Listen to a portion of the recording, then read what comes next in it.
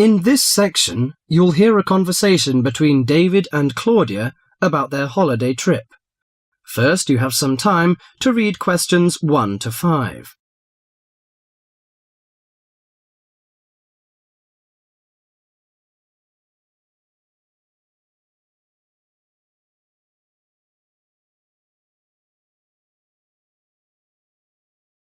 Now listen to the conversation and answer questions 1 to 5.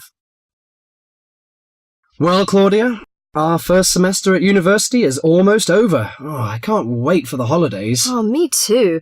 Why don't we go somewhere far away and forget about lectures and essays and all that hard work? Sounds good to me. How about if we go to the coast? It would be great to do some swimming and surfing. The coast would be good, but let's look at our other options. There are the mountains. They're nice and cool at this time of year. There's also the desert, which I really enjoyed last year. What about going to Sydney? I've never been there, and they say it's a great city to visit. Well, I agree. Sydney would be good, but there are too many tourists there at this time of year, and I'd rather get away from buildings and cars. I vote for the mountains. All right, then, let's do that. Now, we have to decide where we're going to stay and how we're going to get there. Any suggestions? Well, for places to stay, there are the usual places, motels, hotels, and youth hostels. We can go camping too. I'm afraid I'm not a very good camper. I tend to feel a bit frightened sleeping outdoors. All right, we'll forget about camping. So, what do you prefer? Well, since neither of us has a lot of money, I don't think a hotel or motel would be possible. How about a youth hostel? Oh, I'd rather not go to a youth hostel. They're cramped and noisy, and the person in the bed next to you might be a snorer. No, I think we should find a small holiday house to rent, and if we get a few more friends to join us, it will be really cheap. Okay. You know, it's the first time for me to travel to the mountains. What do you suggest to take? Mosquito net, I guess. Mosquito net is useful, but I don't want to add more weight to our luggage. So the insect repellent can do, I think. Besides, aspirins are necessary and some cold cure, in case we feel sick or something like this. Do you think we need binoculars and a camera? Well, it would be a good idea to take binoculars. As to a camera, I'm not very for it. I'd rather record the scenes in my mind. You're right. What about the money? How much do you think is enough, and how we should take it? I've learned from a friend about the cost. He told me that they spent about $480 for 1 week's tour, so I think $500 would be enough. We may need over $300 for the house. Have you got any traveller's checks? No, I haven't, but I've got a credit card and a saving card. Then take the credit cards with us. It would be more convenient to pay the house fees with a credit card.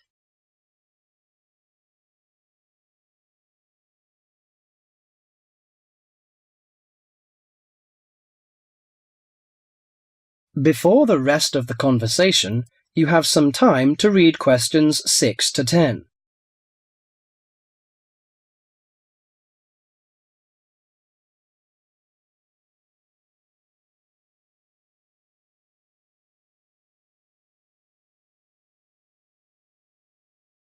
Now listen carefully to the rest of the conversation and answer questions 6 to 10. Oh, I nearly forgot the date. How long will we have before we have to be back here on campus? Under a week, I think. We'll leave on the 14th of April and come back on the 21st, because you know we'll start to study on the 22nd. Do you know the definite locations of some holiday houses? I suppose it would be nice if we book in advance. Yes. Look at this brochure here. It says that there are several holiday houses near the mountains. I prefer the one near the woods. It's situated right across the road from the Rainforest Park. That sounds good. We can easily go to the Rainforest Park then. Do you know what else we can do there besides visiting the park? I know that many people go there for bushwalking, but you need a good pair of walking boots, of course. Are there any dangers in the bushes? I'm a little frightened. In fact, there's no need to be nervous of the bushes, provided that you treat it with respect and common sense. Most of the animals and wildlife are gentle and harmless. There are venomous snakes to be aware of, but really they're much more frightened of you than you are of them. The other thing is that certain plants can cause irritation if you touch them with bare skin. I see. Well, I can't wait for the coming holiday. That is the end of section 1.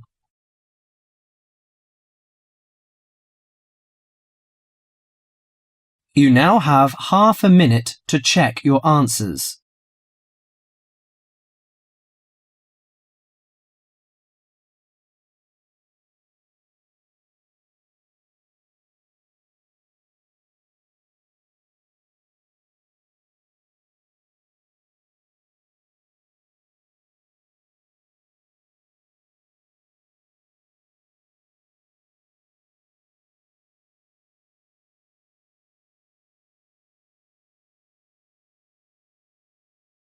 Section 2. In this section, you'll hear a programme on the city of Brisbane. First, you have some time to read questions 11 to 20.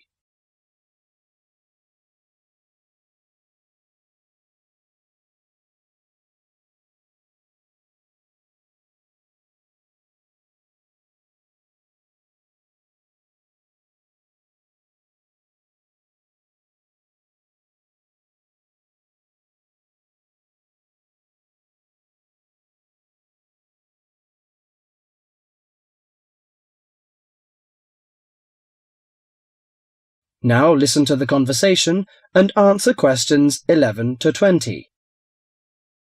Today in our Around the World programme, Mr. White is going to recommend a charming city to you, Brisbane.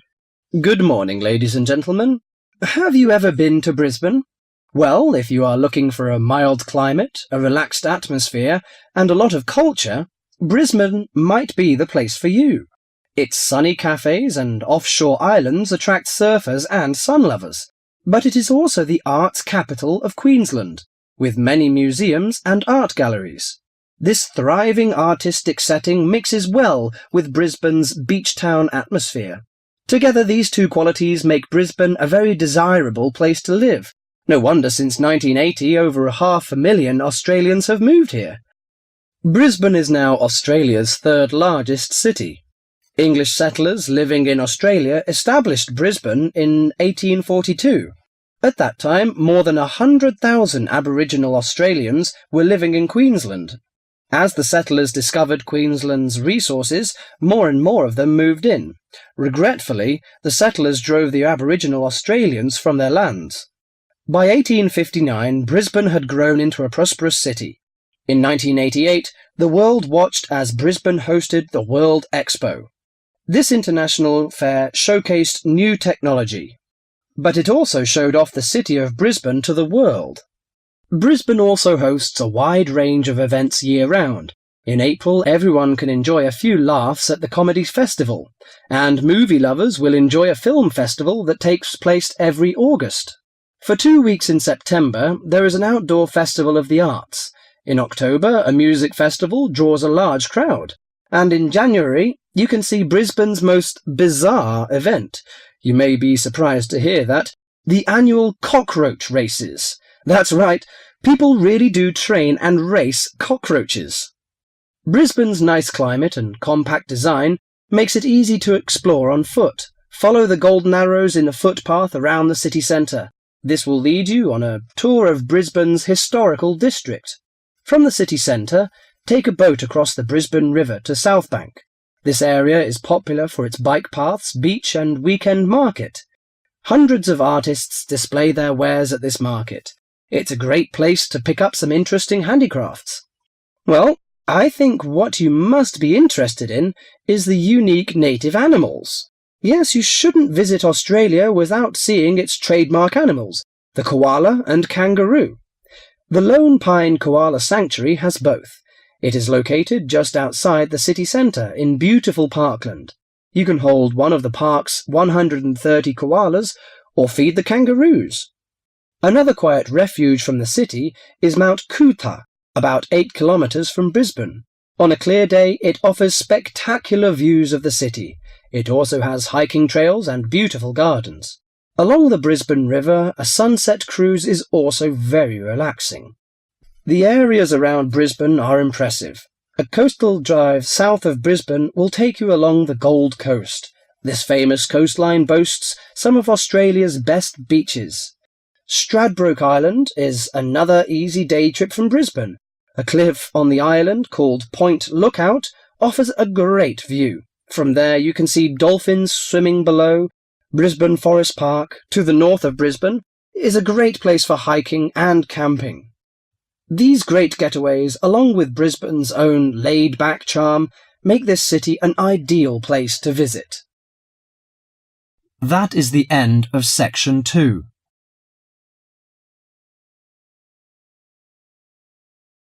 You now have half a minute to check your answers.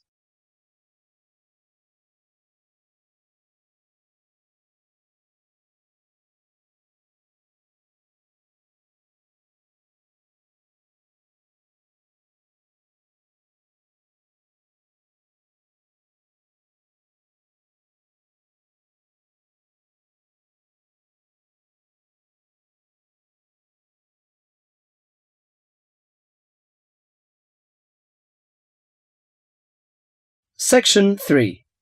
In this section, you'll hear two students discussing a survey they have to write as an assignment. First, you have some time to read questions 21 to 30.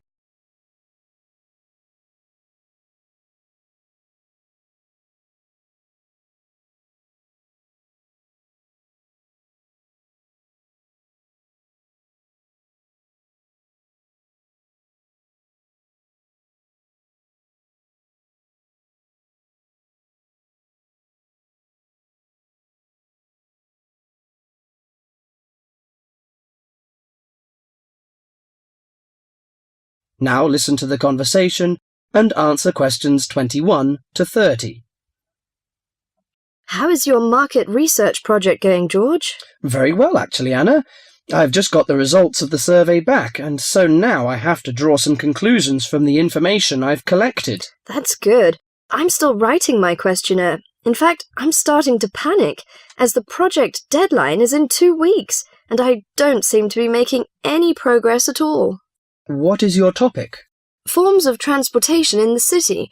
What about you? I've been finding out people's attitudes to the amount of violence on television. That's interesting. What do your results show? Well, as I said, I haven't finished writing my conclusions yet, but it seems most people think there is a problem. Unfortunately, there is no real agreement on the action that needs to be taken. Nearly everyone surveyed said that there was too much violence on TV. A lot of people complained that American police serials and Chinese kung fu films are particularly violent. The main objection seems to be that, although a lot of people get shot, stabbed, decapitated and so on, films never show the consequences of this violence. Although people die and get horribly injured, nobody seems to suffer or live with the injuries.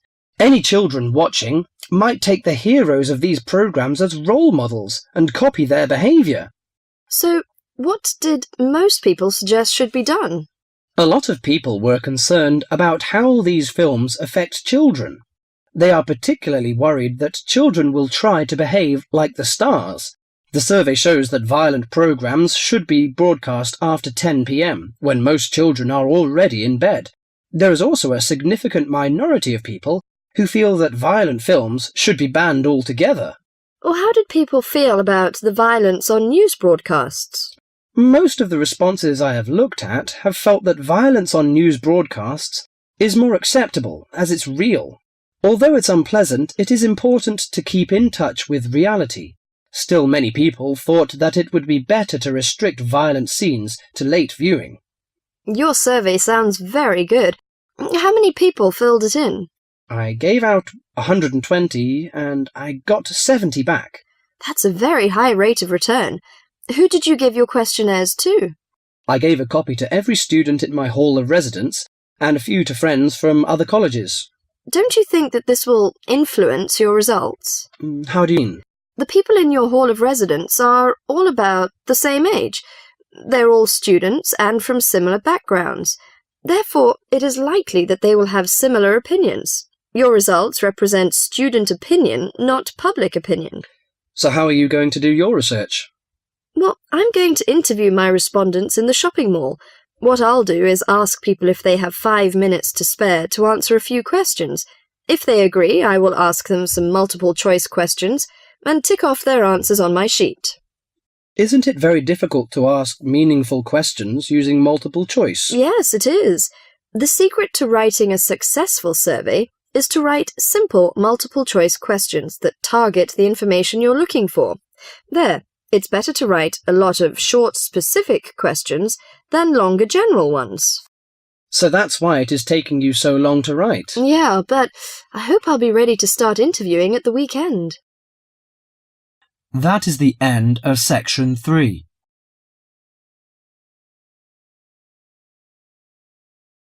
You now have half a minute to check your answers.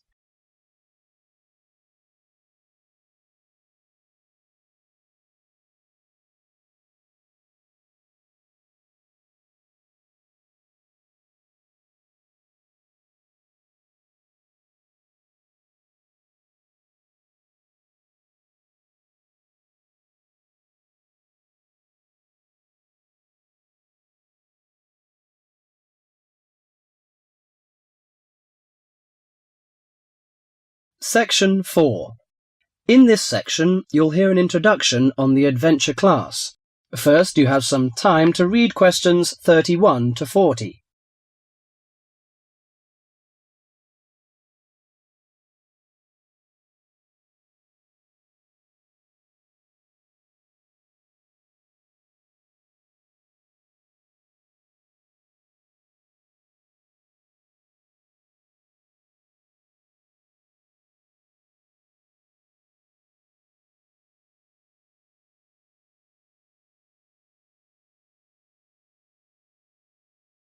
Now listen to the conversation and answer questions 31 to 40. Welcome to Adventure Class. I'm the coordinator of the class. During the course of this morning, I hope to give you a clear idea of what we offer in our class. Before my lecture, listen to the comments on the class. Today we sailed into a group of whales. Class takes place in the middle of elephants, giraffes, and hippos.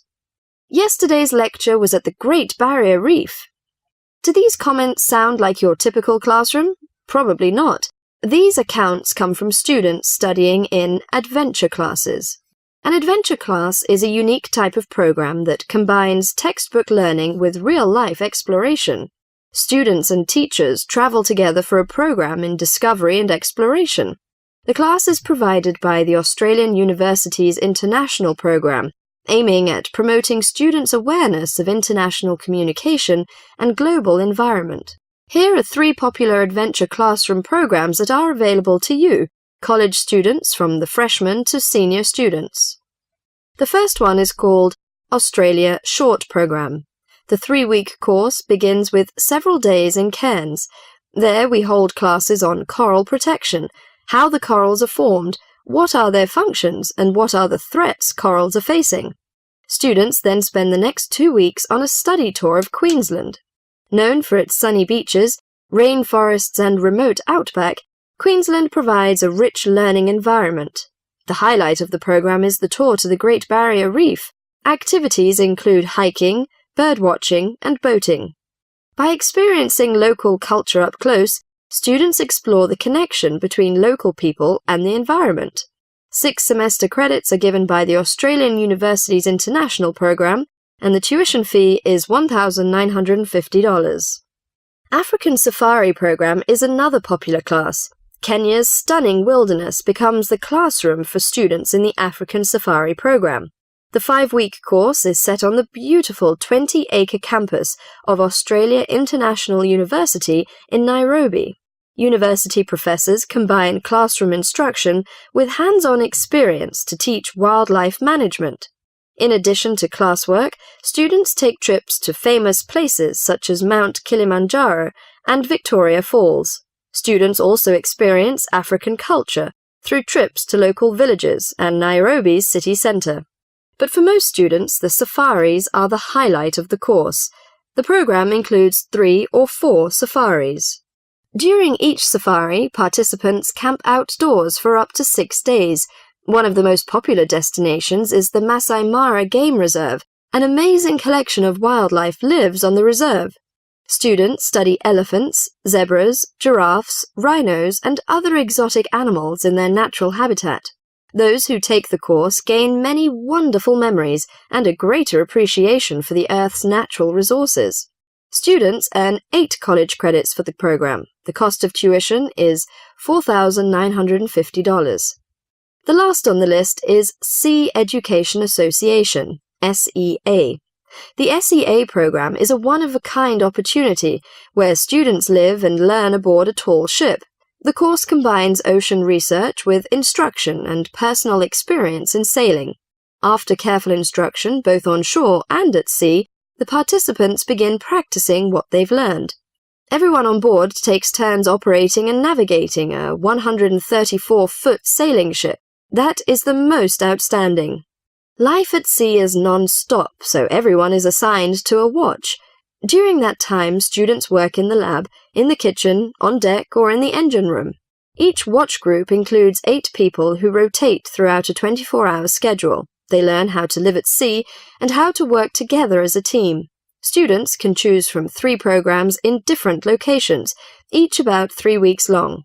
College credit is awarded, and the cost is $3,600. Is an adventure classroom for you? If the idea of learning through adventure interests you, you might want to apply. It would certainly be an experience you would never forget.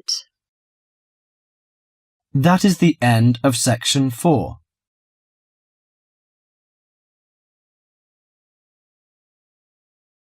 You now have half a minute to check your answers.